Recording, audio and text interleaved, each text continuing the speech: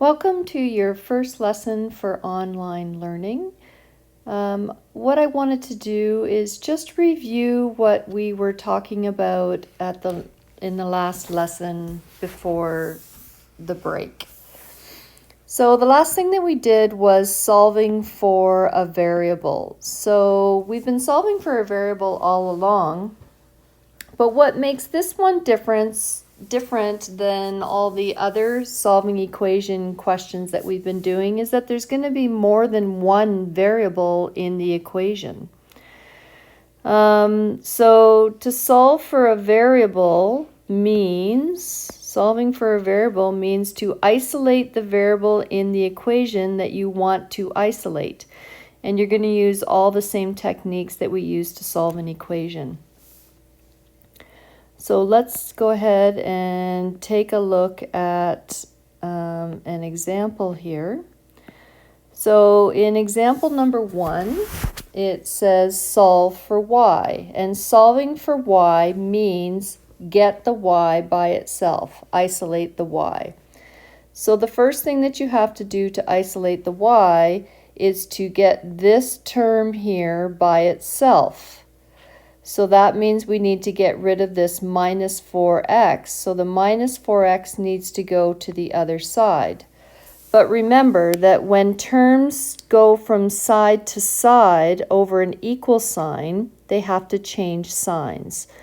So the minus 5y is still left on the left-hand side of the equation, but the minus 4x goes over to the other side and it becomes a plus 4x. Then the last step in this case is to divide by negative 5 on both sides. The negative 5's will cancel out on the left-hand side. And so you end up with 10 over negative 5 plus 4x over negative 5. And 10 over negative 5 is equal to negative 2. And 4/5 doesn't change, but we're adding this negative, which means this is going to be a minus, and that's 4/5 x, or 4x over 5. And we're done.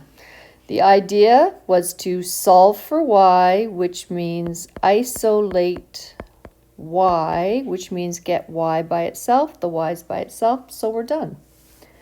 So let's take a look at example B. I see a bunch of fractions here, which means that we need a common denominator. This is how we were solving them prior to the break. Whenever we had fractions involved in a question, we made sure all those fractions had the same denominator. So the common denominator between 4, 5, and 8, I believe, is 40. Which means the 4 needs to be multiplied by 10, so the 3 needs to be multiplied by 10. The 5 needs to be multiplied by 8, so the 2 needs to be multiplied by 8. And the 8 needs to be multiplied by 5, so the 7 also needs to be multiplied by 5. So that gives us 30y over 40 plus 2 times 8 is 16x over 40. And 7 times 5 is 35 over 40. Now that everything is over 40, we can drop the denominators, because if we take the entire equation and we multiply it by 40, all these denominators will cancel out with that 40. So we're left with 30y plus 16x equals 35. We're trying to isolate this term, the term with the y in it, so the 16x needs to move over to the other side. So we have 30y equals 35. The plus 16x, when it goes over to the other side, becomes a minus 16x. Then divide both sides by 30. That gives us y equals 35 over 30 minus 16x over 30. And 35 over 30 reduces to 7/6 when you divide by 5. And then 16 over 30 reduces down to 8/15 when you divide top and bottom by 2. And we have an x, and we're done. The y is isolated, and the whole thing is simplified. For the last one, we have to expand the brackets, so that's 4y plus 12 minus 5x equals 9. And we're supposed to isolate the y, so both the 12 and the minus 5x need to get to the other side. So we're left with a 4y on the left, 9, the plus 12 becomes a minus 12, and the minus 5x becomes a plus 5x.